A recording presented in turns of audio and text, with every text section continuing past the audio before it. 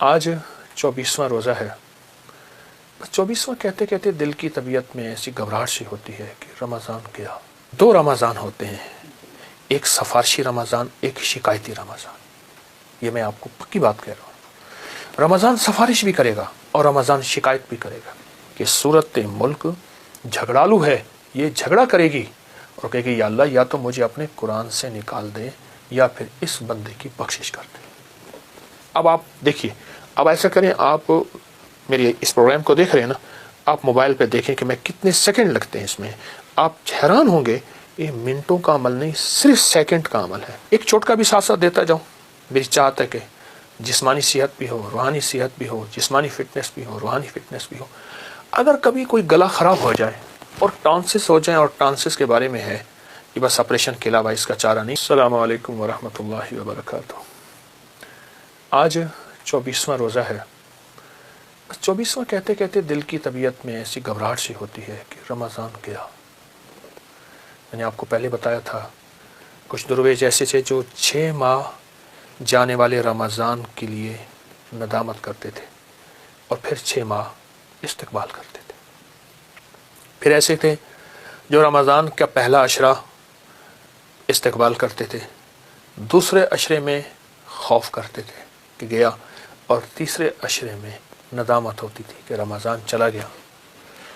اچھا جان رمضان تو چلا ہی جائے گا، لیکن 2 رمضان ہوتے ہیں، ایک سفارشی رمضان، ایک شکایتی رمضان۔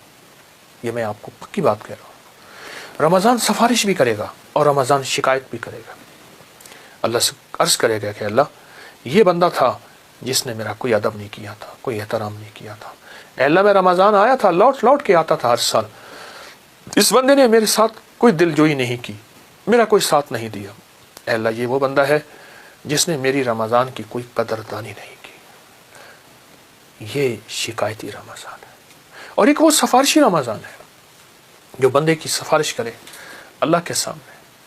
فرمایا حدیث میں آتا ہے جو سورت ملک تبارک الذی سوتے وقت پڑھتا ہے، قیامت کے دن جب اس کی طرف عذاب پڑے گا اس کی خطاؤں گناہوں کی وجہ سے، تو سورت ملک آڑے آ جائے گی، کہے گی نہیں یہ عذاب نہیں ہو سکتا۔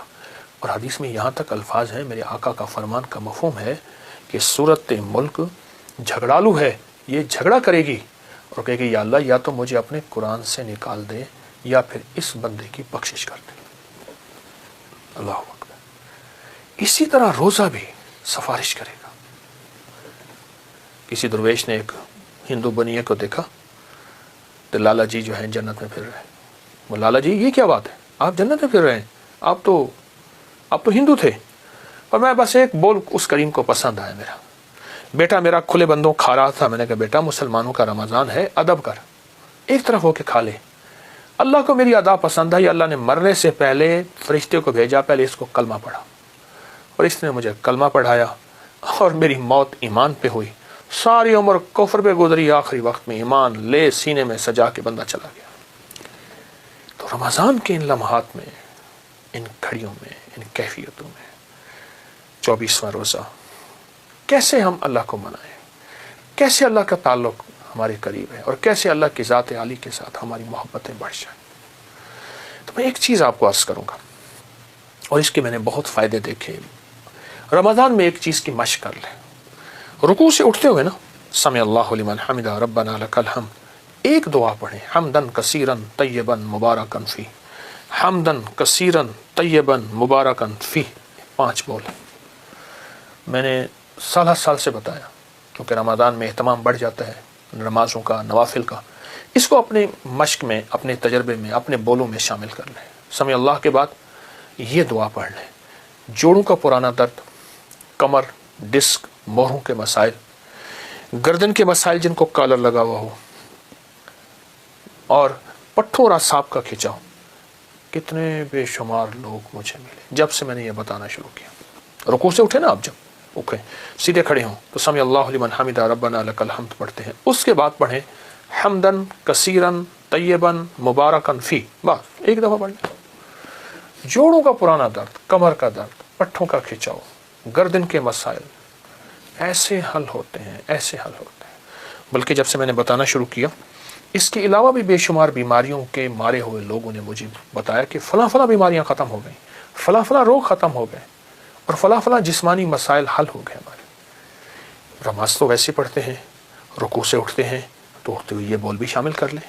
اب آپ دیکھیے، اب ایسا کریں، آپ میرے اس پروگرام کو دیکھ رہے ہیں نا، آپ موبائل پہ دیکھیں کہ میں کتنے سیکنڈ لگتے ہیں اس میں، آپ حیران ہوں گے، یہ منٹوں کا عمل نہیں، صرف سیکنڈ کا عمل ہے۔ حمدن کثیرن طیبن مبارکن فی، چند سیکنڈ کا کام ہے، اور چند سیکنڈ میں رب راضی۔ وہ کیسے راضی؟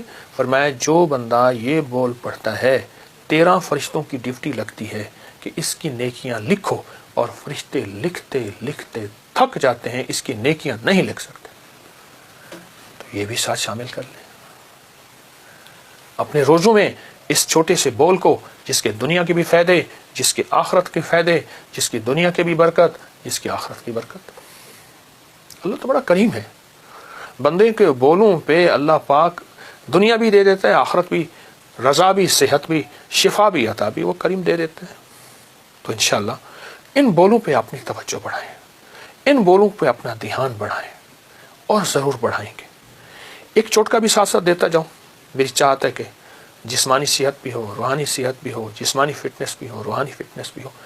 اگر کبھی کوئی گلا خراب ہو جائے اور ٹانسس ہو جائیں، اور ٹانسس کے بارے میں ہے کہ بس آپریشن کے علاوہ اس کا چارہ نہیں، یا پھر بار بار آپریشن ہو رہا، یہ بھی ہے، اور گلا کی دوائیں کھا کھا کے تھک گئے، بائیں ہاتھ کے انگوٹھے کی مالش کریں، ایسے خوب بغیر تیل کے گرم کریں، اسے گرم کرنے کے بعد زیتون کا تیل اس پہ لگا کر، یا سرجیکل ٹیپ کے اوپر کلونجی کو چپکا کر اس کے اوپر لگا کے رات کو سو جائیں، یا زیتون کا تیل یا کلونجی کا تیل خوب لگا کے رات کو پٹی باندھ کے سو جائیں، صبح گرم پانی سے دھوئیں۔ میں نے تجربے کیے ہیں، ٹانسس، گلے اور اس کے مسائل ایسے حل ہوتے ہیں، بچے ہیں یا بڑے ہیں، آزما کے دیکھیے گا، بہت فائدہ ہوگا۔